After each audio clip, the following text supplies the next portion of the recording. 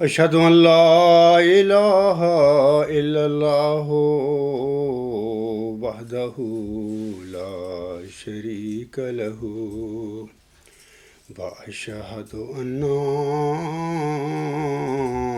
محمدا عبده ورسوله أما بعد فأعوذ بالله من الشيطان الرجيم بسم الله الرحمن الرحيم الحمد لله رب العالمين الرحمن الرحيم مالك يوم الدين إياك نعبد وإياك نستعين اهدنا الصراط المستقيم صراط الذين أنعمت عليهم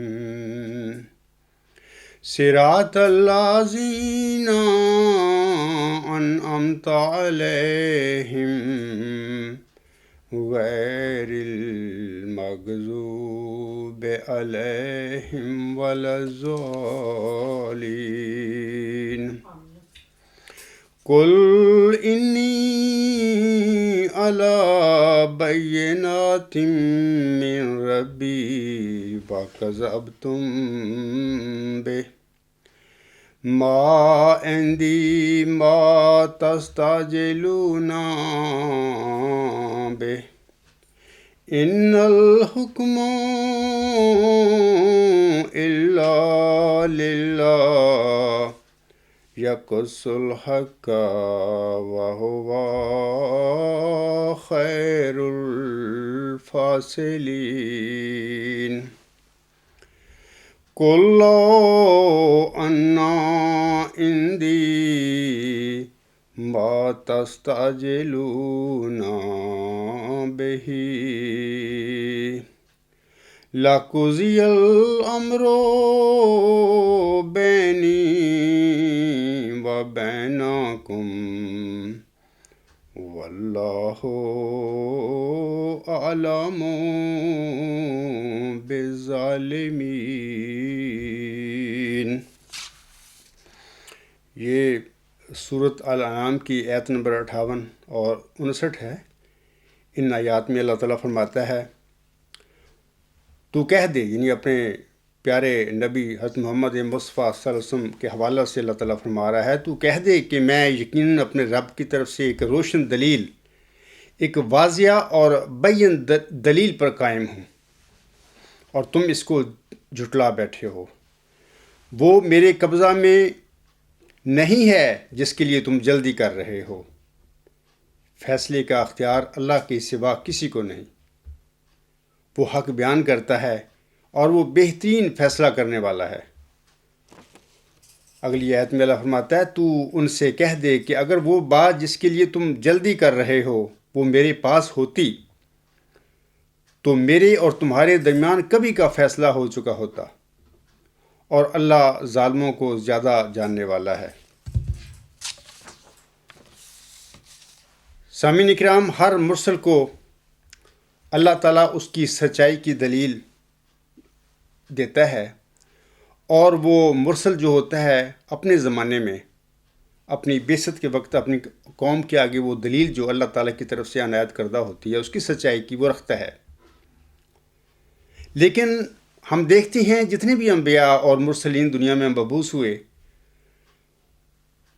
ان مرسلوں نے جو دلائل اپنی صداقت کے اپنی قوموں کے آگے رکھے، قوموں نے ان کی صداقت کی اس دلیل کی طرف، ان دلائل کی توجہ نہ کی، بلکہ ان کی قومیں اپنے پاس سے خود ساختہ دلائل گھڑ کے بیٹھ گئیں کہ یہ تم یہ کرو، یہ تم کرو، تب ہم مانیں گے تم سچے ہو، وغیرہ وغیرہ۔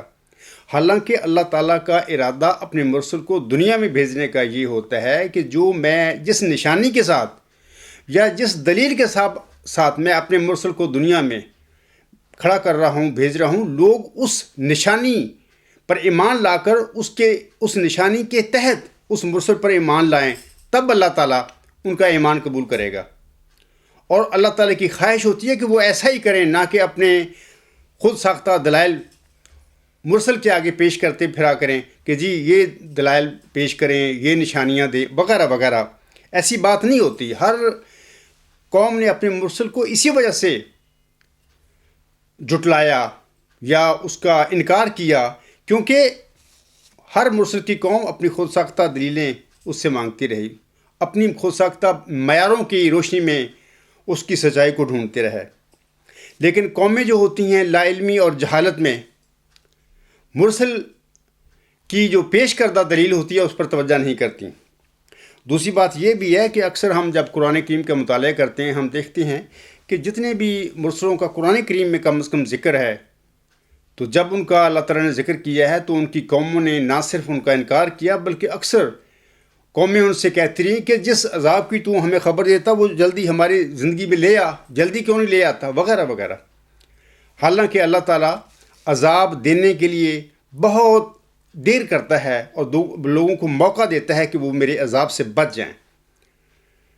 لیکن جب قومیں پھر بغاوت میں انتہا پر چلی جاتی ہیں اور خدا کے سچے مرسل کا انکار کر کے اس کی تکذیب اور ٹھٹھا اور تمسخر کرنے سے باز نہیں آتی، تو پھر اللہ تعالیٰ ان کو اپنے عذاب کی گرفت میں پکڑ لیتا ہے۔ بخاری اور مسلم کی ایک حدیث میں ہے کہ حضرت عائشہ صدیقہ رضی اللہ تعالی عنہا نے ایک بار رسول اللہ صلی اللہ علیہ وآلہ وسلم سے دریافت کیا کہ یا رسول اللہ صلی اللہ علیہ وآلہ وسلم، اوس سے زیادہ سختی کا تو آپ پر کوئی دن نہ آیا ہوگا۔ آپ نے فرمایا، عائشہ رضی اللہ تعالی عنہا کیا پوچھتی ہو کہ مجھے اس تمہاری قوم نے کیا کیا ایذائیں پہنچائیں؟ سب سے زیادہ بھاری دن مجھ پر عقبہ کا دن تھا، جب کہ میں ابن عبد یا لیل بن عبد کلال کے پاس پہنچا اور میں نے اس سے آرزو کی وہ میرا ساتھ دے، مگر اس نے میری بات نہ مانی۔ واللہ میں سخت غمگین ہو کر وہاں سے چلا، مجھے نہیں معلوم تھا کہ میں کدھر جا رہا ہوں۔ کرن سا عالم میں آ کر میرے حواس ٹھیک ہوئے۔ یعنی یہ کس کی باتیں ہیں؟ جو دو جہانوں کا سردار تھا، جس کو اللہ تعالیٰ نے خاتم الانبیاء کے مقام پر فیض کیا، یہ اس کی حالات یعنی وہ بتا رہے ہیں کہ میری قوم نے میرے ساتھ کیا کیا اور میں کس کس حالات سے گزرا۔ آگے حضور صلی اللہ علیہ وسلم فرماتے ہیں تو میں نے دیکھا کہ اوپر سے ایک بادل نے مجھے ڈھانک لیا ہے۔ سر اٹھا کر دیکھتا ہوں تو حضرت جبرائیل علیہ السلام مجھے آواز دے کر فرما رہے ہیں، اللہ تعالیٰ نے تیری قوم کی باتیں سنی اور جو جواب انہوں نے تجھے دیا وہ بھی سنا۔ اب پہاڑوں کے داروغہ فرشتہ کو اس نے بھیجا ہے، یعنی اللہ تعالیٰ نے بھیجا ہے، آپ جو چاہیں انہیں حکم دیجئے، یہ بجا لائیں گے۔ اسی وقت اس فرشتے نے مجھے پکارا، سلام کیا اور کہا، اللہ تعالیٰ نے آپ کی قوم کی باتیں سنی اور مجھے آپ کے پاس بھیجا ہے کہ ان کے بارے میں جو ارشاد آپ فرمائیں میں بجا لاؤں گا۔ اگر آپ حکم دیں تو مکہ شریف کے ان دونوں پہاڑوں کو جو جنوب شمال میں ہیں میں اکٹھے کر دوں اور ان تمام کو ان دونوں کے درمیان پیس دوں۔ لیکن ہمارے پیارے نبی محسن انسانیت حضرت محمد مصطفیٰ صلی اللہ علیہ وآلہ وسلم نے انہیں جواب دیا کہ نہیں، میں یہ نہیں چاہتا، بلکہ مجھے تو امید ہے کہ کیا عجب ان کی نسل میں آگے جا کر ہی کچھ لوگ ایسے ہوں جو اللہ وحدہ لا شریک لہ کی عبادت کریں اور اس کے ساتھ کسی کو شریک نہ کریں۔ سامعین کرام، ہم دیکھتے ہیں کہ دنیا کے سب سے بڑے نبی کے ساتھ جب اس کی قوم کا یہ سلوک اور یہ رویہ تھا، تو پھر آپ صلی اللہ علیہ وآلہ وسلم کی غلامی میں آپ کی امت میں مبعوث ہونے والے دیگر مسلموں کو ان کی قومیں کس طرح اتنی جلدی قبول کر سکتی ہیں؟ یاد رکھیں کہ لوگ اپنے بنائی ہوئی کو قبول کر لیتے ہیں، ان کو کوئی مسئلہ نہیں ہوتا، وہ بڑی بخوشی اس کو قبول کر لیتے ہیں کیونکہ لوگوں کے مفادات اس کے ساتھ وابستہ ہوتے ہیں۔ لیکن خدا کی طرف سے جو کھڑا ہوتا ہے، جس کو اللہ کھڑا کرتا ہے، اس کے ساتھ لوگوں کے دنیاوی مفادات وابستہ نہیں ہوتے. اور پھر اللہ تعالیٰ نے ہمیشہ دنیا میں اپنے مرسل کے طور پر غریب مسکین لوگوں کو کھڑا کیا ہے. بڑے بڑے جو سردار ہوتے ہیں قوموں میں، ان کے آگے تو پھر ظاہر ہے کہ بڑے بڑے سردار ایک غریب اور مسکین انسان کو کیسے مانتے ہیں؟ وہ اس کا مقابلہ کرتے ہیں اور ڈٹ کے کرتے ہیں. تو اب میں سامعین کرام آج کے خطبہ کے موضوع کی طرف آتا ہوں. خاکسار آج سامعین کرام کو اشتہار 20 فروری 1886 کے متعلق کچھ بتانا چاہتا ہے. حضرت مرزا غلام احمد علیہ السلام ایک چلہ کی خاطر جنوری 1886 میں اپنے 3 خادموں حضرت مولوی عبداللہ صاحب سنوری، حضرت شیخ حامد علی صاحب اور میاں فتح خان صاحب کے ساتھ ہوشیارپور تشریف لے گئے. ہوشیارپور پہنچ کر آپ نے شیخ مہر علی صاحب رئیس کے طویلہ کے بالا خانہ میں قیام فرمایا. آپ نے بذریعہ اشتہار یہ اعلان فرمایا کہ 40 دن تک کوئی شخص مجھے ملنے نہ آوے. اسی دوران جب ایک دن مولوی عبداللہ سنوری رضی اللہ تعالیٰ عنہ کھانا پہنچانے کے لیے اوپر گئے تو حضور علیہ السلام نے آپ سے فرمایا، میاں عبداللہ، ان دنوں مجھ پر بڑے بڑے خدا کے فضل کے دروازے کھلے ہیں اور بعض اوقات دیر دیر تک خدا تعالیٰ مجھ سے باتیں کرتا رہتا ہے. اگر ان کو لکھا جائے تو کئی ورق ہو جائیں. یہ حوالہ ہے سیرت المہدی جلد اول اور روایت نمبر 86.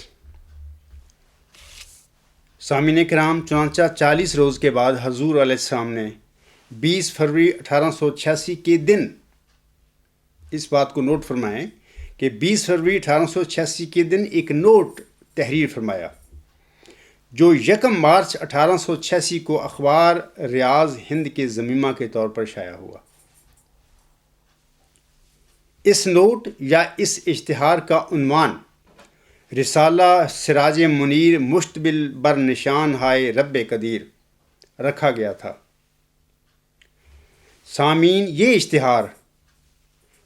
کرام، یہ اشتہار ان الفاظ سے شروع ہوتا ہے، یا ہم کہہ سکتے ہیں کہ حضور صلی اللہ علیہ وسلم اس کے آغاز میں فرماتے ہیں، یعنی اس اشتہار کے آغاز میں فرماتے ہیں، یہ رسالہ اس احکر مؤلف برہان احمد یعنی اس غرض سے تالیف کرنا چاہا ہے کہ تا منکرین حقیقت اسلام و مکذبین رسالت حضرت خیر الانام علیہ وآلہ الف الف سلام کی آنکھوں کے آگے ایک ایسا چمکتا ہوا چراغ رکھا جائے جس کی ہر ایک سمت سے گوہر آبدار کی طرح روشنی نکل رہی ہے اور بڑی بڑی پیشگوئیوں پر جو ہنوز وقوع میں نہیں آئیں مشتمل ہے.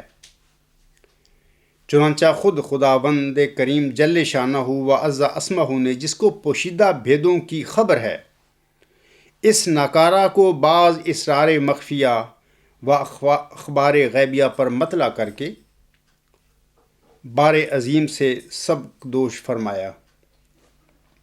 حقیقت میں اسی کا فضل ہے اور اسی کا کام جس نے 4 طرفہ کشاکش مخالفوں و موافقوں سے اس ناچیز کو مخلصی بخشی.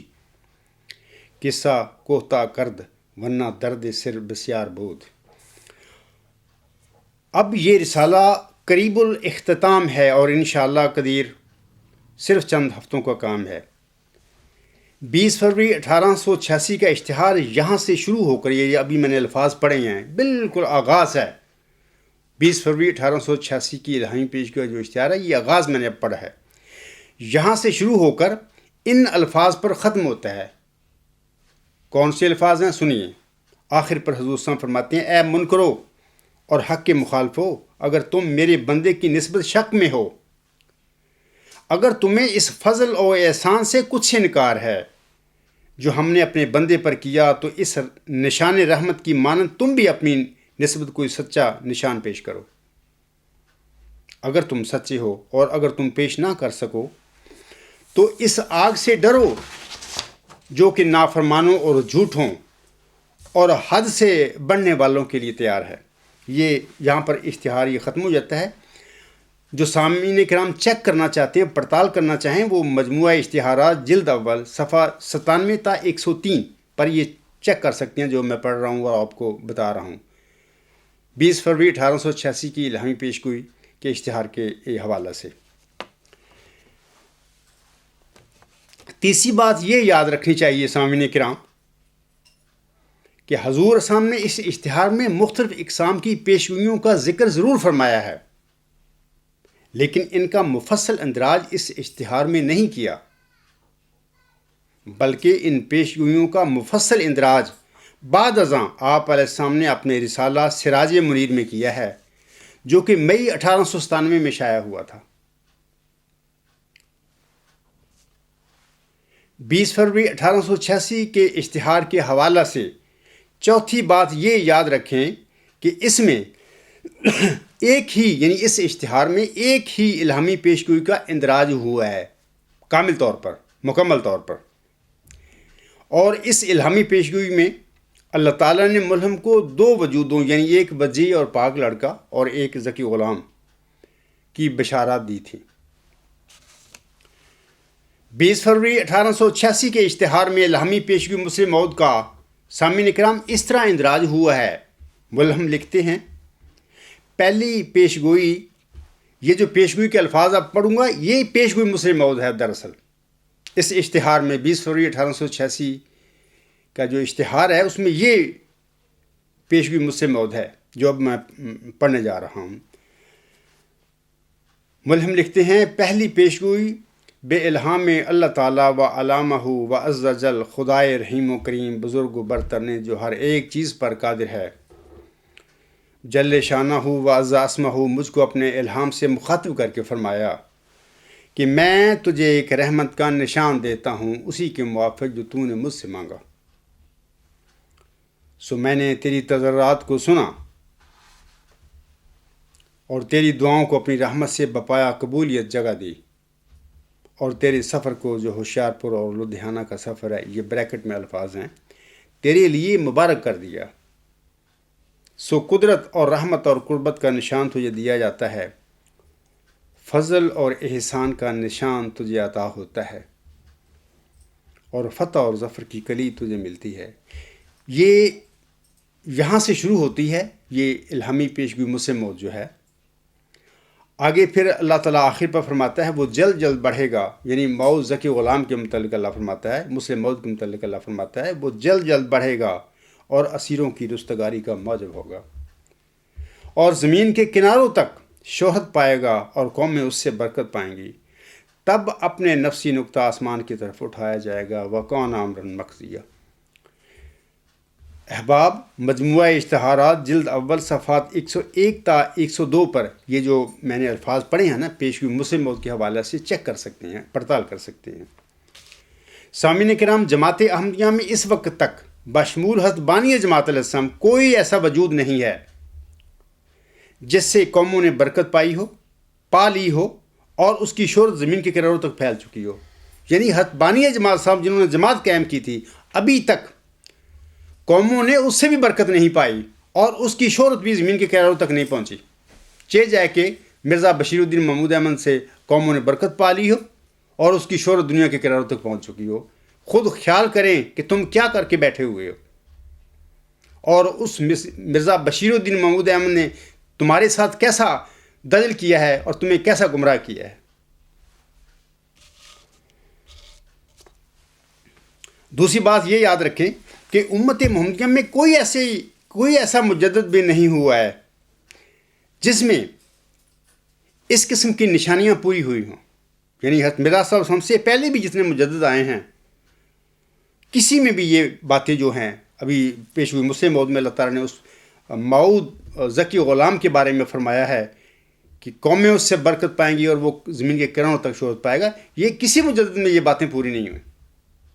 کسی مجدد کا ہم حوالہ نہیں دے سکتے کہ فلاں صدی کا مجدد میں یہ باتیں پوری ہوگی، کوئی، نیور، ناٹ ایٹ آل۔ لیکن آپ یاد رکھیں کہ بعض انبیاء، مثال کے طور پر حضرت موسیٰ علیہ السلام ہیں، حضرت عیسیٰ علیہ السلام ہیں، ان سے قوموں نے برکت پائی اور اللہ تعالیٰ نے ان کو زمین کے کناروں تک شہرت پائی۔ یہ مذہبی ہستیوں کی میں بات کر رہا ہوں۔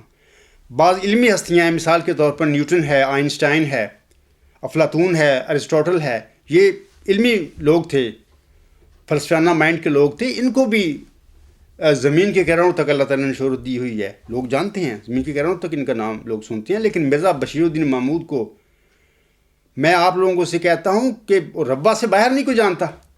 چنور سے جا کے پوچھیں، جا کے کہ Mirza do you know Mirza Bashiruddin Mahmood Ahmad, یا ادھر جرمنی میں پوچھیں کسی سے، جرمن سے، کیا تم جانتے ہو مرزا بشیر الدین محمود احمد کو؟ وہ کہیں گے ہم تو نہیں جانتے، وہ کون ہے. تم اپنے گھر میں اپنے نظام میں ان کو مسلم موت بنا کر بیٹھے ہوئے ہو. کچھ تو غور کرو کہ یہ نشانیاں اس میں کہاں پوری ہوئی ہیں. کیونکہ اللہ تعالیٰ نے اس وجود کے متعلق یہ جو نشانیاں بیان فرمائی ہیں سچ ہی ہیں. جب وہ اس دنیا میں آئے گا، بندہ کھڑا ہوگا، اللہ تعالیٰ اسے کھڑا کرے گا، تو یقیناً اللہ تعالیٰ اس کی ذات میں، اس کے وجود میں یہ نشانیاں پوری فرمائے گا.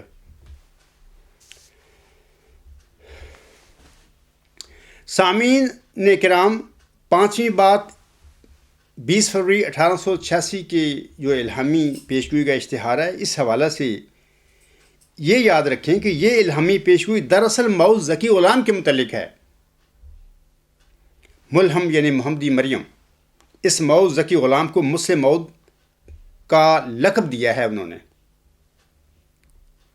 بشیر احمد اول کی وفات کے بعد حضور علیہ السلام مورخہ 4 دسمبر 1888 کو حضرت مولوی نور الدین رضی اللہ تعالیٰ عنہ کو خط لکھتے ہیں.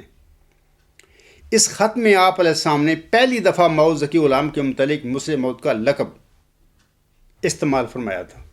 یہ بات یاد رکھنے والی ہے. اور یہ بھی یاد رکھیں کہ مسلم موعود کے الفاظ الہامی نہیں، بلکہ ذکی غلام کے الفاظ الہامی ہیں. یعنی اللہ تعالیٰ نے محمدی مریم کو کیا وجود دیا تھا، اللہ نے الہامی الفاظ میں اسے ذکی غلام فرمایا ہے، مسلم موعود نہیں فرمایا. مسلم موعود صرف ملہم نے اپنی طرف سے اس کو لقب دیا ہے، ایک اعزاز دیا ہے، ایک نام رکھا ہے اس نے کہ وہ اصلاح کرنے والا ہوگا جس کا اللہ تعالیٰ نے مجھے وعدہ دیا ہے.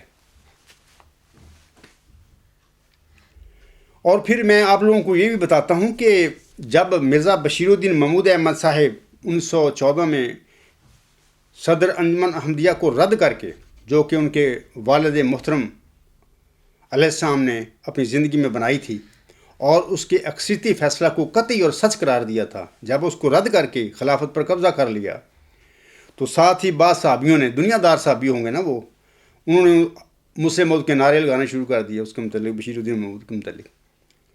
تو یہ سارا کچھ جو صحابی کرتے رہے، مرزا بشیر الدین محمود احمد کی شے پر کرتے رہے. اگر مرزا بشیر الدین محمود احمد ان کو یہ شے نہ دیتا، کسی کو کیا ضرورت تھی کہ اس کے متعلق یہ الفاظ بغیر کسی الہام کے، بغیر کسی نالج کے یہ اس پہ متعلق چسپاں کرنا شروع کر دیتا؟ ہرگز نہیں، ہو ہی نہیں سکتی یہ بات. تو اس کے بعد پھر ایسا ایسا جماعت احمدیہ میں مسلم موعود کا رواج دے دیا گیا، ایسا ایسا اس پر زور دیا گیا. اور جو اصل نام ہے اس 20 فروری 1886 کی الہامی پیشگوئی میں جس وجود کا، یعنی ذکی غلام کا، وہ ایسا ایسا پس پشت ہوتا گیا، لوگوں کی نظر سے اوجھل ہوتا گیا یا کر دیا گیا. اور مسلم موعود کے الفاظ کے اوپر بڑا زور دیا گیا، حتیٰ کہ 1944 میں پھر ایک خواب دیکھنے کے بعد انہوں نے مسلم موعود کا حلفیہ دعویٰ کیا. اور پھر ہر سال یوم مسلم موعود، یوم مسلم منا کے اس پیشگوئی کو لوگوں کے دلوں اور دماغوں میں پختہ کرنے کی کوشش کی، بلکہ کر دی گئی. اور اس طرح لوگوں کو کوئی یہ اس بات کا کوئی علم نہیں ہے کہ وہ 20 فروری 1886 کا جو الہامی پیشگوئی کا اشتہار ہے، اس میں الہامی طور پر اس بندے کا کیا نام ہے، کوئی نہیں علم لوگوں کو. صرف لوگ مسلم موعود کو جانتے ہیں کہ مسلم موعود کی پیشگوئی مسلم موعود.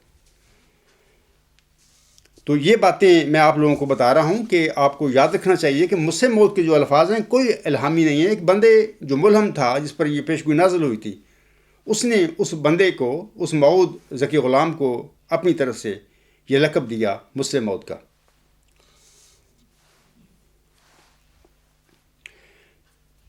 اور اس طرح لوگ جو ہیں جماعت احمدیہ میں ایسا ایسا ذکی غلام کا ان کو پتہ ہی نہیں ہے، علم ہی نہیں دیا، نہ کسی مولوی نہ کسی خلیفہ نے بات کی اس ذکی غلام کی. صرف مسلم موعود ہی بس چلتا ہے، اور اس کا ہی روایت دیا گیا اور وہی چلتا گیا. اور اس طرح پھر ظاہر ہے کہ جس وجود کا نام ہی نہیں زندگی میں کس نے لیا، تو پھر ایسا ایسا لوگوں کے ذہن سے وہ وجود محو ہوتا گیا۔ سامعین کرام، چھٹی بات یہ یاد رکھیں کہ 20 فروری 1886 کے اشتہار کے آخری حصہ میں حضور علیہ السلام نے منجمل ان فضلوں اور برکات اور دیگر خبروں کا ذکر بھی فرمایا ہے جن کا انکشاف اللہ تعالیٰ نے آپ پر کیا تھا۔ مثال کے طور پر اپنی نسل کی کثرت اور اس کے قیامت تک سرسبز رہنے کے ذکر کے ساتھ ساتھ اپنے مخالفین کی تباہی اور بربادی کے ساتھ ساتھ اپنے جدی بھائیوں کی نسلوں کے انقطاع کا ذکر بھی فرمایا ہوا ہے حضور صاحب نے اسی اشتہار میں، یعنی 20 فروری 1886 کی الہامی پیشگوئی کے حوالہ سے جو اشتہار شائع کیا تھا اس کی میں بات کر رہا ہوں۔ اسی طرح اس اشتہار کے آخر میں اللہ تعالیٰ فرماتا ہے کہ خدا تیری برکتیں ارد گرد پھیلائے گا اور ایک اجڑا ہوا گھر تجھ سے آباد کرے گا اور ایک ڈرونا گھر برکتوں سے بھر دے گا۔ اسی طرح سامعین کرام، اپنے دوستوں ہم نے اپنے دوستوں اور دلی محبوں کی ترقیات اور ان کے مال اور انفاس میں برکات کے ساتھ ساتھ ان کا مخالفین پر تا قیامت غالب رہنے کا ذکر بھی اس اشتہار میں فرمایا ہے۔ اس اشتہار کی آخر پر ان سب بشارتوں کا سامعین کرام یاد رکھیں اس بات کو کا اجمالی رنگ میں ذکر فرمایا گیا ہے، لیکن معین طور پر پیشگوئی مسلم موعود میں صرف 2 وجودوں کا ذکر کیا گیا ہے۔ یہ چند حقائق ہیں جو خاکسار نے آپ کو پیشگوئی مسلم موعود کے حوالہ سے بتائے ہیں۔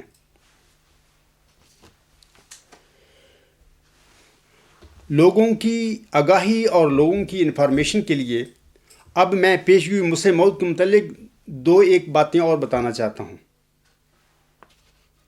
پہلی بات یہ کہ الہامی پیشگوئی مسلم موعود میں غلام کی بشارت حرف زال کی بجائے حرف زے کے ساتھ ذکی غلام کی دی گئی ہے۔ آئینہ کمالات اسلام، یہ جو بڑی مشہور زمانہ کتاب ہے حضور السلام کی، یہ 2 حصوں پر مشتمل ہے۔ پہلا حصہ اردو میں لکھا گیا، یہ 1892 میں لکھا تھا، اور دوسرا حصہ جو ہے وہ عربی میں 1893 میں ملہم نے یاحت بانی جماعت سے تصنیف فرمایا تھا۔ عربی حصہ میں ذکی غلام کا ذکر کرتے وقت ملہم نے ذکی کو حرف زال کے ساتھ لکھا تھا۔ یہ بات نوٹ کریں، اس بات کو یاد رکھیں۔ آئینہ کمالات جو کتاب ہے، اس کے صفحہ 577 پر یہ آپ لوگ دیکھ سکتے ہیں، یہ پڑھ سکتے ہیں کہ وہاں پہ حضور السلام نے ذکی کا لفظ جو ہے، جس کی 20 فروری 1886 کی الہامی پیشگوئی میں اللہ تعالیٰ نے بشارت دی تھی، حضور صاحب نے 577 صفحہ پر زال کے ساتھ ذکی لکھا ہے۔ اسی صفحہ پر کاتب نے لکھا ہے، آپ نوٹ کر لیں، وہاں پہ دیکھیں، چیک کریں، 577 صفحہ پر کاتب نے لکھا ہے کہ اردو میں حرف زے کے ساتھ ذکی ہے، اور اسی نے یعنی کاتب نے اسی کتاب کے صفحہ 648 پر اس کا ثبوت بھی پیش کیا ہے۔ لیکن موجودہ آئینہ کمالات اسلام کے صفحہ 647 پر اس ذکی کے لفظ کو حرف زے کے ساتھ لکھا ہوا پڑھا جا سکتا ہے، خود حضور صاحب نے لکھا ہے وہاں پہ اسی کتاب میں۔ علاوہ اس کے مجموعہ اشتہارات جلد 1 صفحہ 101 پر اس الہامی لفظ ذکی کی یعنی زے کے ساتھ پڑتال کی جا سکتی ہے۔ تم پڑتال کرو کہ اولاً جب یہ پیشگوئی ملہم پر نازل ہوئی تھی تو اللہ تعالیٰ نے یہ جو الہامی لفظ ذکی ہے، اس کو زال کے ساتھ نازل فرمایا تھا یا زے کے ساتھ فرمایا تھا؟ آپ دیکھیں گے وہاں پہ زے کے ساتھ ذکی ہے، زال کے ساتھ نہیں ہے۔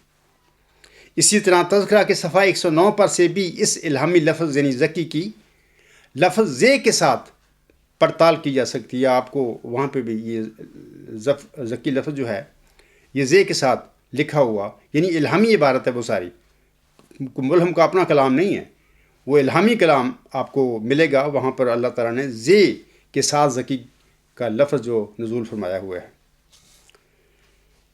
یہ بھی یاد رکھیں کہ الہامی لفظ ذکی جو ہے یہ عربی کا لفظ ہے، اور اس کے اول معنی جو ہیں پاک اور نیک کے ہوتے ہیں، اور زال حرف کے ساتھ جو ذکی لفظ ہے یہ لفظ بھی عربی کا لفظ ہے، اور اس کے معنی تیز فہم، ذہین، ہوشیار، زیرک اور زود فہم کے ہیں۔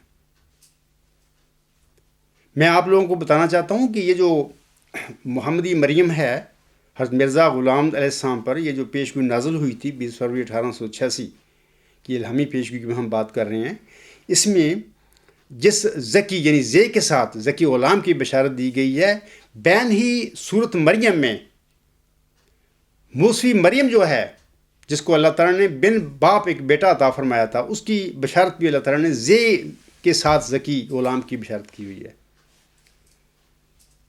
اسی طرح محمدی مریم کو جو ذکی غلام دیا گیا ہے، اس کا بھی جو ذکی کے لفظ ہے اس کے ساتھ یہ زے کے ساتھ اللہ نے نازل فرمایا ہے۔ یہ باتیں نوٹ کرنے والی ہیں۔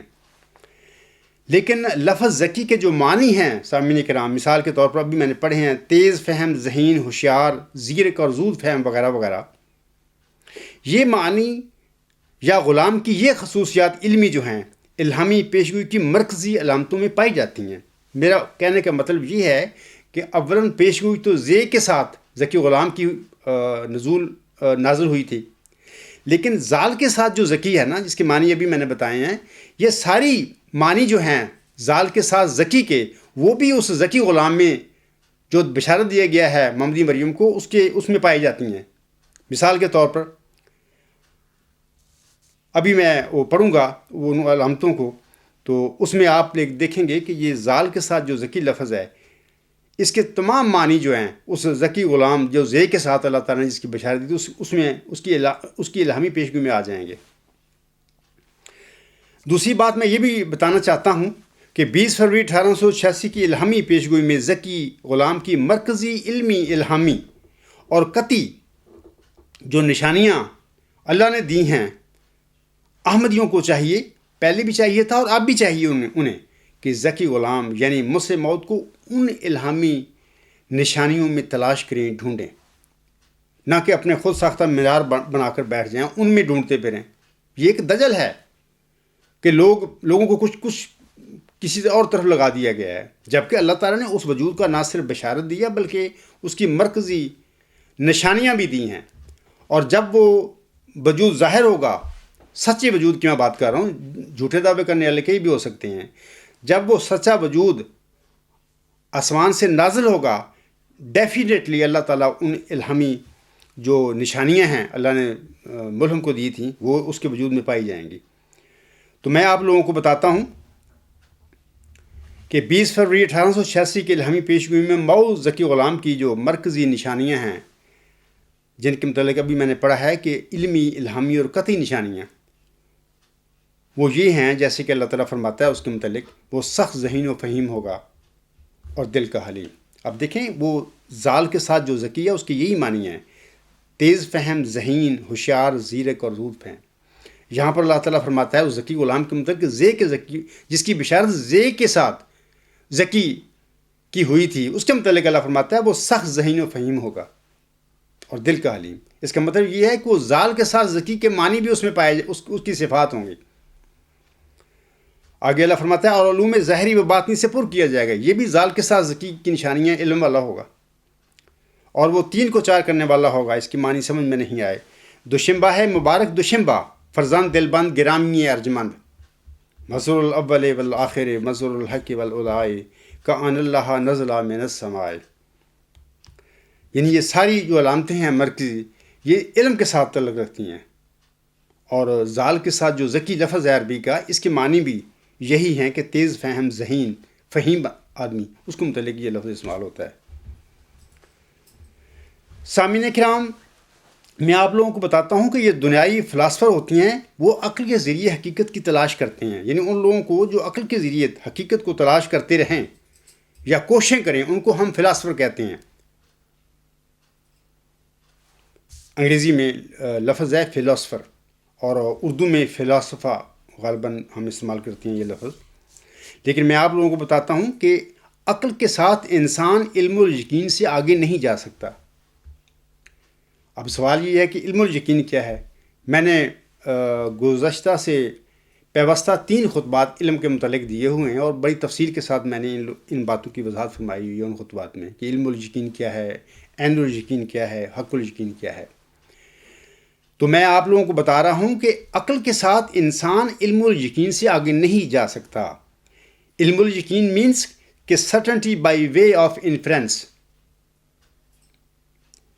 تو پھر عین الیقین جو اس سے اگلا مرتبہ ہے اور حق الیقین اس سے بھی اگلا مرتبہ جو ہے، یہ تمام مراتب بجز وحی و الہام ممکن نہیں ہے، کسی انسان کے لیے ممکن نہیں ہے. اگر ایک انسان کے پاس علم اور معرفت کا کمال ہے اور وہ لوگوں کے آگے پیش کرتا ہے، کچھ لوگ اس کے متعلق یہ دعوے کرتے پھر رہے ہیں کہ اس شخص کو کبھی وحی اور الہام نہیں ہوا، یہ اپنی عقل سے باتیں کر رہا ہے، تو وہ جھوٹ بولتے ہیں اس کے متعلق، کیونکہ اللہ ان کو جھٹلا دیتا ہے. اللہ تعالیٰ سورۃ البقرہ کی 256 آیت میں فرماتا ہے کہ وَلَا يُحِيطُونَ بِشَيْءٍ مِّنْ عِلْمِهِ إِلَّا بِمَا شَاءَ. اللہ فرماتا ہے کہ میری ذات کا علم کوئی انسان حاصل نہیں کر سکتا بجوز اس کے کہ جتنا میں جس کو چاہوں دوں. تو بغیر وحی اور الہام کے، یعنی اللہ کا کیسے علم دیتا ہے بندوں کو؟ وحی اور الہام کے ذریعے دیتا ہے نا. تو یہ کیسے ہو سکتا ہے کہ بندہ عقل کے ذریعے قرآن کریم کی تعلیم، اللہ تعالیٰ کے فرمودہ کے برخلاف اپنی عقل سے علم و معرفت میں کمال حاصل کر لے؟ یہ ممکن نہیں ہے.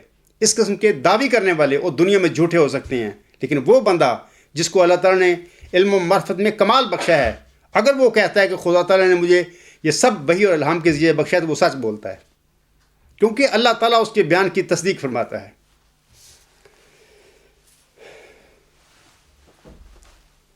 اور میں یہ بھی بتانا چاہتا ہوں کہ اور لوگوں کو بھی نیکی خدا ہے کا الہام ہوا ہے میرے بعد نا. ابھی سال 2 سال کی باتیں ہیں، کچھ اور لوگ بھی ہیں ان کو بھی نیکی خدا ہے، ورچوئس گاڈ کا الہام ہوا ہے. لیکن یہ لوگ بیچارے ورچوئس گاڈ یعنی نیکی خدا ہے کہ میں نہیں جانتے. اب مجھے نہیں پتا ہے کہ الہام ان کو کیسے ہو گیا، ہوا بھی ہے یا کہ نہیں، کیونکہ میں یقین رکھتا ہوں کہ ان لوگوں کو نیکی خدا ہے کہ معنی کے نہیں پتا. انہیں علم نہیں کہ نیکی یا خیر کیا ہے سامعین کرام، یعنی اس کی تعریف یا حقیقت کیا ہے نیکی کی یا خیر کی.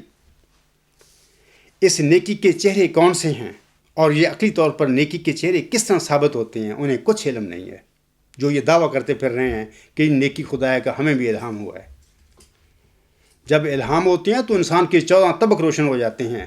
ان کو تو نیکی ہی نہیں پتا آج تک، تو الہام کو کیسے ہو گیا نیکی خدا ہے کا. نیکی نے یعنی خیر نے کس طرح کائنات کو تخلیق کیا ہے، چیزوں کی حقیقت کیا ہے، نیک مکان اور نیک زمان کا تصور کیا ہے، دنیا میں مادی اور غیر مادی مکان اور زمان کس طرح پیدا ہوئے اور ان کی حقیقت کیا ہے، وغیرہ وغیرہ. یہ سب باتیں جو ہیں علم و معرفت سے تعلق رکھتی ہیں اللہ تعالیٰ کی ذات کے ساتھ. تو یہ تو خوش نصیبی اس عاجز کی ہے کہ ایک سجدے کی حالت میں محمدی مریم کی جو مقبول الہامی دعائیں ہیں میں نے پڑھی، بطور خاص یہ دعائیں جو ہیں کہ رب ارنی انوار کل کلیات، اے میرے رب مجھے وہ انوار دکھلا جو محیط کل ہیں. رب ارنی حقائق الاشیاء، اے میرے رب مجھے چیزوں کی حقیقت سے آگاہ فرما. یہ وہ قبول ہونے کے بعد دعائیں. تو اللہ تعالیٰ نے اس کامل علم اور معرفت اس عاجز پر ظاہر فرمائی ہے، اس نے اپنا جلوہ اس عاجز پر ظاہر فرمایا ہے، تب یہ کامل علم اور کامل معرفت انسان کے نصیب میں آتی ہے. تو مجھے نہیں پتا کہ جو لوگ دعویٰ کرتے پھر رہے ہیں کہ ہمیں بھی نیکی خدا ہے کا الہام ہوا ہے، ان کو تو ابھی تک نیکی کا ہی نہیں پتا، اس کی ڈیفینیشن کا نہیں پتا وہ ہے کیا. خاکسار کی کتاب کا دوسرا حصہ جو ہے میں سامعین کو کہتا ہوں وہ پڑھیں اور سمجھنے کی کوشش کریں. الہام ہو جانا تو بعد کی بات ہے نا، الہام ہو جائے تو پھر انسان بندے کچھ ہو جاتے ہیں. لیکن میں ایسے لوگوں کو کہوں گا کہ میرا وہ جو سیکنڈ پارٹ ہے غلامی مسیح الزماں کی کتاب وہ پڑھیں اور میرے اس جو میں نے باتیں کی ہیں وہاں پہ نیکی کے حوالے سے ان کو سمجھنے کی کوشش کریں. اگر وہ ان کو سمجھ جائیں تو بڑی بات ہے، میں سمجھوں گا کہ آپ نے بہت کچھ پا لیا. اور یہ بھی یاد رکھیں کہ ایسی باتیں کوئی انسان بغیر وحی و الہام کے نہیں لکھ سکتا. اسلامی اصول کی فلاسفی میرا صاحب کا ایک مشہور رسالہ ہے، اس کو پڑھو، وہاں پر حضور صاحب کیا فرماتے ہیں. لیکن مسئلہ یہ ہے کہ میری مخالفت میں بعض لوگ گمراہی میں اتنی دور چلے گئے ہیں کہ ان کو سمجھ نہیں آ رہی ہے کہ ہم کیا کرتے پھر رہے ہیں. لیکن ان لوگوں کو چاہیے کہ اپنی موت کو یاد رکھیں کہ اللہ کے حضور حاضر ہونا ہے جا کے. یہاں پر یہ پوچھ گچھ ہوگی ہماری کہ تم کیا کرتے رہے تھے وہاں پہ. ان سے یہ بھی سوال ہوگا کہ ورچوئس گاڈ نیکی خدا کا الہام تمہیں کب ہوا تھا. ان کو جواب دینا ہے وہاں پہ جا کے اس دنیا میں وہ کہتے پھر رہے ہیں کہ ہمیں یہ الہام ہوا تھا. وہاں پر خدا کے آگے بھی پیش کرنا ہوگا کہ ہمیں خدا پوچھے گا کہ کب آپ کو الہام ہوا تھا. آپ کے ان کے معنی کو پتہ ہے آپ کو؟ مکذبوں اور مشرکوں نے سامعین کرام حضرت صلی اللہ علیہ وسلم پر آپ کے شاعر ہونے کا الزام لگایا تھا. یعنی یہ 1500 سال پہلے کی میں بات کر رہا ہوں. یعنی کہ محمد صلی اللہ علیہ وسلم کوئی اس پر وحی نہیں ہوتی، کچھ الہام نہیں ہوتا، صرف شاعرانہ مزاج ہے اس کا، یہ شاعر ہے، شاعرانہ باتیں ہیں اس کی. اسی طرح جیسا کہ اللہ تعالیٰ سورۃ الانبیاء کی آیت نمبر 6 میں فرماتا ہے،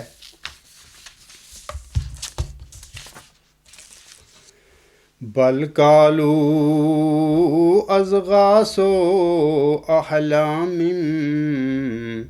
بل افتراہ بل هو شاعر فلیاتنا بآیات کما ارسل الاولون. اس آیت میں اللہ فرماتا ہے وہ کہتی ہیں، یعنی منکر جو مکذب ہیں، مشرک ہیں اس زمانے کے مکہ کے، بلکہ انہوں نے یعنی مخالفوں اور منکروں نے کہا ہے کہ یہ پرانگدہ اور پریشان خوابیں ہیں. یعنی قرآن کریم کے متعلق یہ باتیں اس زمانے میں تمسخر اور ٹھٹھا کیا کرتے تھے مکذب. یہ پرانگدہ اور پریشان خوابیں ہیں، بلکہ اس نے یہ بھی افتراء کیا ہے، یعنی جھوٹ بولا ہے. در حقیقت یہ تو محض ایک شاعر ہے.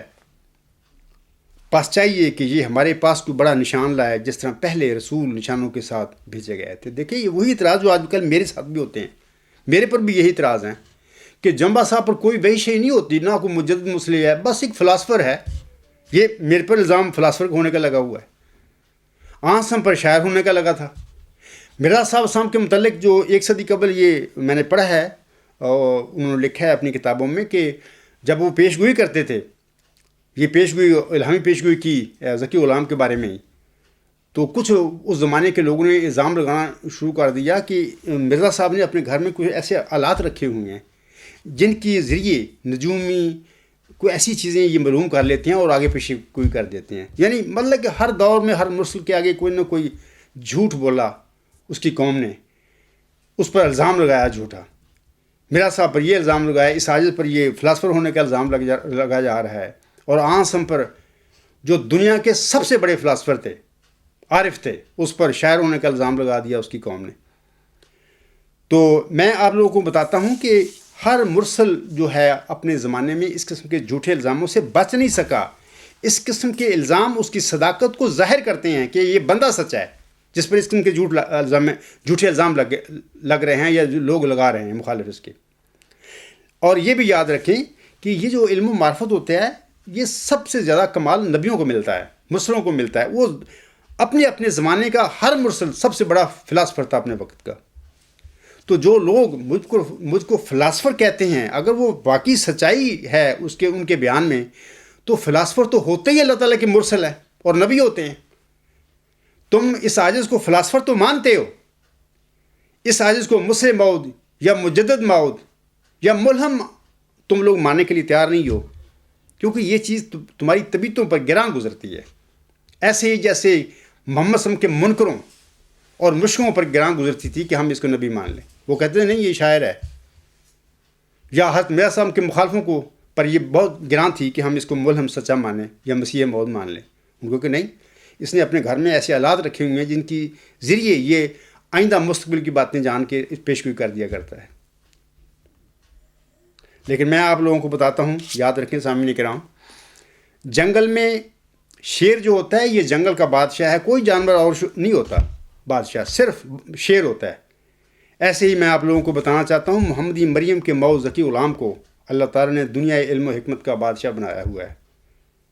اور اس کا قطعی ثبوت اور علمی جو ثبوت ہے میرا اعلیٰ انتہائی ہمگیر جو نظریہ ہے میرا ورچوئس گاڈ وہ ہے. یہ میں دعویٰ کرتا ہوں اور میدان میں کھڑا ہوں، اور جماعتی احمدیہ محمود کا کوئی بھی فلاسفر، کوئی بھی مولوی، کوئی بھی خلیفہ آئے، بلکہ دنیا کا کوئی بندہ بھی آ کے میرے چیلنج کرے اس دعوے کو، میں کھڑا ہوں اگر کوئی میں اٹیک کرے اور میں ڈیفینڈ کر کے دکھاؤں گا کہ میں بالکل اپنے دعوے میں سچا ہوں، تو یہ ہوتی ہے حقیقت، یہ ہوتی ہے سچائی کسی انسان کی. باتیں کرنی کہ جی یہ فلاسفر ہے، فلاں ہے، اس کی کوئی حقیقت نہیں. اللہ تعالیٰ تم پر رحم کرے، تمہاری عاقبت تم خود اپنے ہاتھوں سے خراب کر رہے ہو. میں آپ لوگوں کو مرزا طاہر صاحب کا ایک شعر ہے، میں چاہتا ہوں کہ اس کے متعلق تھوڑی سی باتیں بتاؤں. انہوں نے اپنی ایک نظم میں ایک شعر فرمایا ہے، وہ لکھتے ہیں: عصر بیمار کا ہے مرض لا دوا، کوئی چارہ نہیں اب دعا کے سوا. اے غلام مسیح الزماں ہاتھ اٹھا، موت آ بھی گئی ہو تو ٹل جائے گی. سامعین کرام، اس شعر میں عصر بیمار کی یہ کیا بیماری ہے، یعنی کون سی وہ بیماری ہے جس کی طرف مرزا طاہر صاحب حوالہ دے رہے ہیں جس کا. یاد رکھیں، یہ بیماری دنیا پرستی کی بیماری ہے.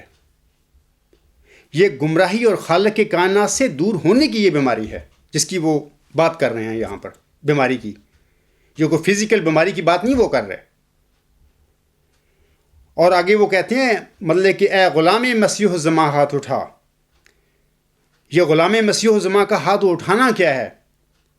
میں جلسہ سالانہ جرمنی کے موقع پر اپنی جو سیچرڈے کو تقریر تھی جس کا عنوان یہ تھا کہ مجھے اپنے موت ذکی غلام ہونے کا کیسے اور کب پتہ چلا، اس میں میں نے پوری تفصیل بتائی ہوئی ہے اس بات کی کہ وہ کیسے واقعہ میرے ساتھ ہوا. نوجوانی کی عمر میں 23-24 سال تھی میری، کہ جب میں نے ایک خواب کے عالم میں اپنے آقا حضرت مرزا غلام صاحب کے فرمودہ کے مطابق ان کے ساتھ ان کی ہاتھ اٹھا کر آسمان کی طرف ان کی دعا میں شامل ہوا تھا. یہ ہاتھ اٹھانے کا یا یہاں پر اس غلام مسیح الزماں کا ذکر ہے. جبکہ مرزا طاہر صاحب کو نہ میری اس خواب کا پتہ تھا، کچھ بھی پتہ نہیں تھا. انہوں نے یہ بات کہی، انہوں نے نہیں یہ کہی، اللہ نے ان کے منہ سے کہلوائی کہ کہہ دے. اور انہوں نے کہی. جب اللہ تعالیٰ ایک ارادہ ظاہر کرتا ہے کہ ایسا ہو جائے تو کون ہوتا ہے کہ اللہ تعالیٰ کی اس رضا کے آگے اس کو رجسٹ کرے یا وہ نہ کرے جو اللہ چاہے. تو مرزا طاہر نے کہہ دی یہ بات: اے غلام مسیح الزماں ہاتھ اٹھا، موت آ بھی گئی ہو تو ٹل جائے گی. تو یہاں پر غلام مسیح الزماں کا ہاتھ اٹھانا اس عاجز کا وہ ہاتھ اٹھانا ہے.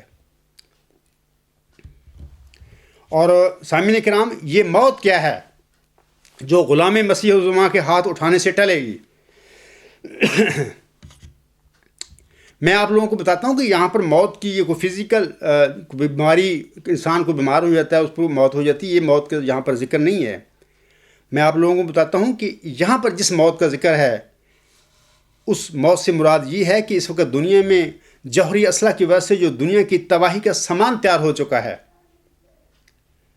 یہاں موت سے مراد دنیا کی یہ تباہی ہے. غلام مسیح الزماں کو علم و معرفت میں کمال بخش کر اللہ تعالیٰ نے اسے دنیا علم و حکمت کا بادشاہ بنایا ہے. وہ علم کے زور پر نہ صرف دنیا کو اس تباہی سے بچائے گا بلکہ هو الذی ارسل رسولہ بالہدی ودین الحق لیظہرہ علی الدین کلہ کا وعدہ بھی انشاءاللہ تعالیٰ علم کے ذریعے ہی پورا ہوگا.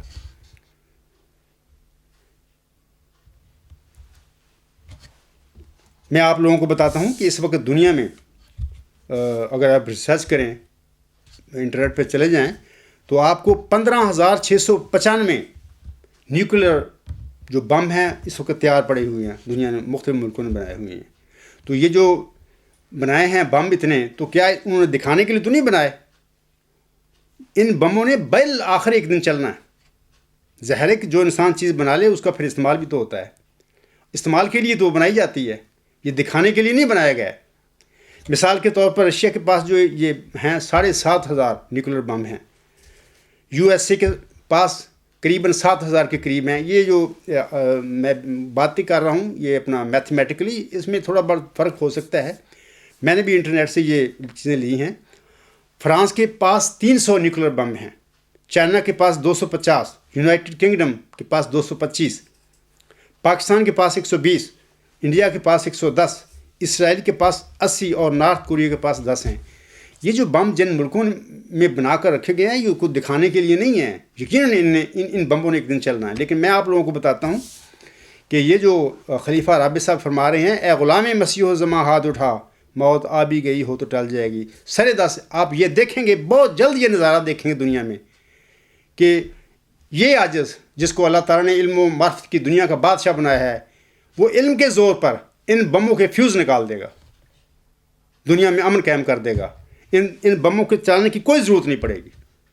لیکن یہ معاملہ ایک عرصے تک ہوگا، اور یہ ہمارے آدم کا جو 7واں ہزار شروع ہے، انشاءاللہ تعالیٰ آخر تک اس ہزار کے کوئی ایسی ایٹم بم نہیں چلیں گے، دنیا میں بڑا امن ہوگا، اور اسلام دنیا کے کناروں تک پھیل جائے گا، محمد مصطفیٰ صلی اللہ علیہ وسلم کا جھنڈا دنیا میں کھڑا ہوگا۔ باقی ادیان جو باطل ہیں وہ بھی رہیں گے، لیکن ایسے ہی ہوں گے جیسے چوڑے چمار ہوتے ہیں دنیا میں، ان کی طرف کوئی توجہ نہیں ہوگی۔ دنیا کا مقبول جو مذہب ہے وہ دین اسلام ہوگا، اور دنیا کا سب سے مقبول جو نبی ہے وہ حضرت محمد مصطفیٰ صلی اللہ علیہ وسلم ہوں گے، اور دنیا کے مقبول جو مسیح پاک اور امام مہدی السلام حضرت مرزا غلام السلام ہوں گے، اور انشاءاللہ تعالیٰ یہ عاجز بھی ان کے پاؤں میں کھڑا ہوگا۔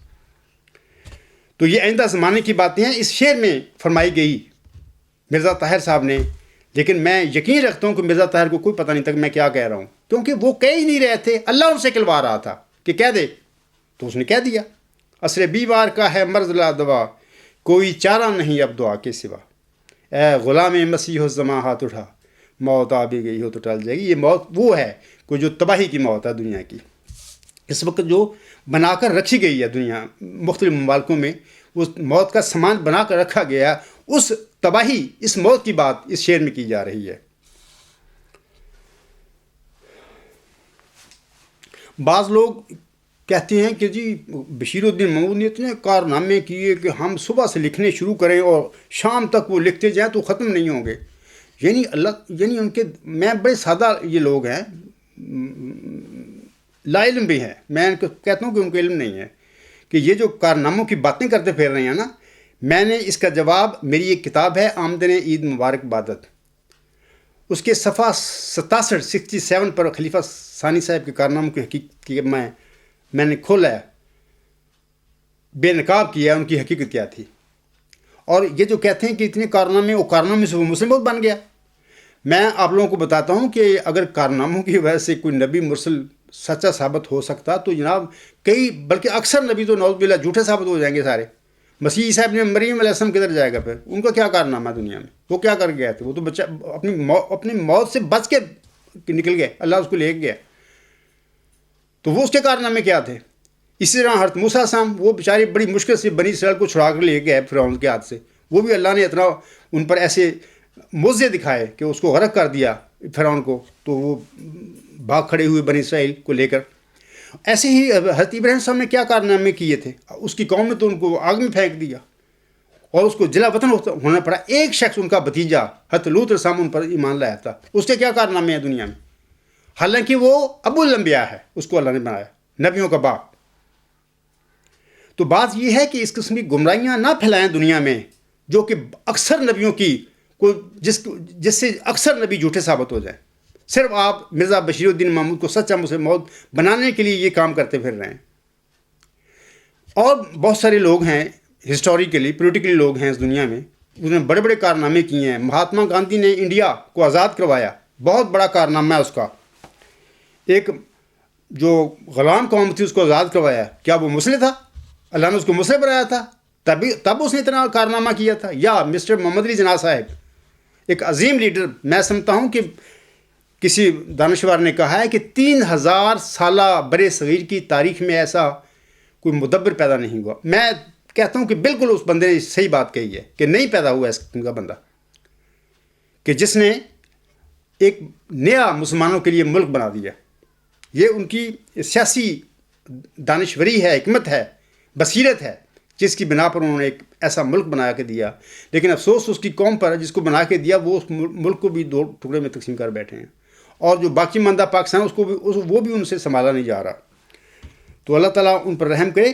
میرا کہنے کا بات مطلب یہ ہے کہ اس قسم کے کارنامے کے ذریعے کو یہ تو خود ساختہ کارنامے ہیں نا، یہ معیار ہیں۔ معیار وہ ہوتے ہیں جب اللہ تعالیٰ کسی وجود کی پیش گوئی کرتا ہے، بشارت دیتا ہے، اس کی پھر نشانیاں بھی بتاتا ہے۔ ان نشانیوں میں ڈھونڈنا چاہیے کہ کوئی کسی بندے کا دعویٰ سچا ہے یا جھوٹا ہے۔ یہ جو ہیں نشانیاں، اللہ تعالیٰ فرماتا ہے کہ وہ سخت ذہین و فہیم ہوگا اور دل کا حلیم، اور علوم ظاہری و باطنی سے پر کیا جائے گا، اور وہ 3 کو 4 کرنے والا ہوگا۔ اس کے معنی سمجھ میں نہیں آئے دوشنبہ ہے مبارک دوشنبہ، فرزند دل بند گنامی ارجمند، مظہر الاول والآخر مظہر الحق والعلائے کا آن اللہ نزل من السماء۔ ان علامتوں، ان نشانیوں کی روشنی میں لوگوں کو چاہیے کہ بشیر الدین محمود احمد کو ڈھونڈیں۔ کیا ان نشانیاں، اس کی تحریر و تقریر میں یہ نشانیاں ملتی ہیں؟ اگر نہیں ملتی تو وہ جو کارنامے کیا ہے، وہ تو پوری جماعت کے، جو پوری جماعت مرزا صاحب کی جماعت ہے، مرزا صاحب کے ماننے والے تھے، ان کے جان مال عزت سب انہوں نے قربان کیا، وہ اجتماعی وہ کامیابیاں ہیں پوری جماعت کی۔ بشیر الدین محمود نے، وہ تو سربراہ بن گیا، قبضہ کر لیا خلافت پہ، تو اس کے کھاتے میں ڈال دی گئی سارے کہ یہ سارے کارنامے جی اس کے ہو گئے، حالانکہ پوری جماعت احمدیہ مرزا صلی اللہ علیہ وسلم کی اس کا اجتماعی ورک ہے، ان کا اکیلے کا ہے ہی نہیں، ان کا اس کی بنیاد پر وہ مسلم بہت بنتا پھر رہا تھا۔ اللہ تعالیٰ لوگوں کو بھی سمجھ دے اور یہ اس قسم کی گمراہیاں پھیلانے سے باز آ جائیں، کیونکہ یہ جو باتیں مذاق نہیں ہیں، آخر ان کا حساب دینا آگے جا کے۔ سامعین کرام، آخر پہ میں بطور نصیحت سامعین کے آگے حضور صاحب کی چند نصائح رکھنا چاہتا ہوں۔ حضرت امام مہدی و مسیح موعود علیہ السلام اپنی کتاب ازالہ و ہام روحانی خزائن جلد 3 صفحہ 550 پر فرماتے ہیں: مجھے اس وقت اس نصیحت کی حاجت نہیں کہ تم خون نہ کرو، کیونکہ بجز نہایت شریر آدمی کے کون ناحق کے خون کی طرف قدم اٹھاتا ہے، مگر میں کہتا ہوں کہ نا انصافی پر ضد کر کے سچائی کا خون نہ کرو، جو اکثر اس وقت جماعت احمدیہ موعود میں کیا ہو رہا ہے تماشا، تم سچائی کا تو خون کر کے بیٹھے ہوئے ہو اور کہتے ہو کہ ہم نے مرزا صاحب کو مان لیا۔ تم نے کب مرزا صاحب کو مانا ہے؟ اگر تم مرزا صاحب کو مانا ہوتا، تم میں وہ تقویٰ ہوتا، ایمان ہوتا، تو تم یہ کام کرتے سچائی کے ساتھ۔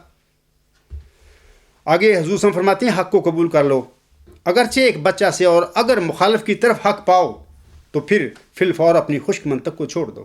کتنی نصیحت کی بات کی ہے انہوں نے۔ تکبر کو نکال دو اپنے آپ میں سے اگر اللہ کے بندے بننا ہے تو۔ سچ پر ٹھہر جاؤ اور سچی گواہی دو، جیسا کہ اللہ جل شانہ فرماتا ہے: فَاجْتَنِبُوا الرِّجْسَ مِنَ الْأَوْثَانِ وَاجْتَنِبُوا قَوْلَ الزُّورِ، یعنی بتوں کی پلیدی سے بچو اور جھوٹ سے بھی کہ وہ بت سے کم نہیں۔ جو چیز قبلہ حق سے تمہارا منہ پھیرتی ہے وہی تمہاری راہ میں بت ہے۔ اب بشیر الدین محمود کا دعویٰ کرنا مسلم موعود کا جھوٹا اور اس کو مان لینا، تو تمہارا تو قبلہ ہی اس نے الٹ کر دیا ہے، تو یہ بت نہیں تو اور کیا ہے؟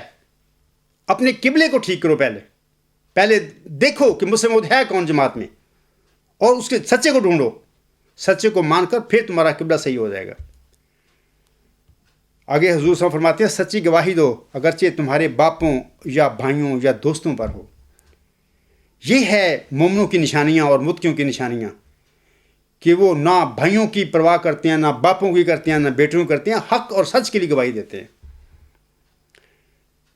چاہیے کہ کوئی بھی عداوت تمہیں انصاف سے مانے نہ ہو۔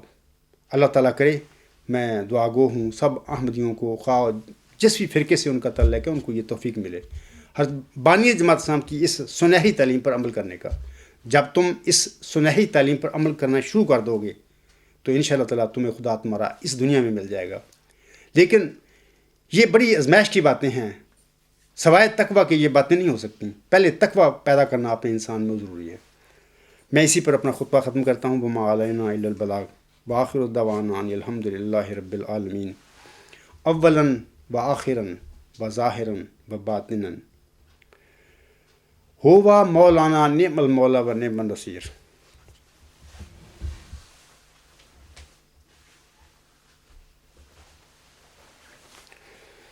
الحمد للہ نحمدہ ونستعینہ ونستغفرہ ونؤمن بہ ونتوکل علیہ ونعوذ باللہ من شرور انفسنا ومن سیئات اعمالنا، من یہدہ اللہ فلا مضل لہ ومن یضللہ فلا ہادی لہ، ونشہد ان لا الہ الا اللہ ونشہد ان محمدا عبدہ ورسولہ۔ عباد اللہ رحمکم اللہ ان اللہ یأمر بالعدل والاحسان وایتاء ذی القربی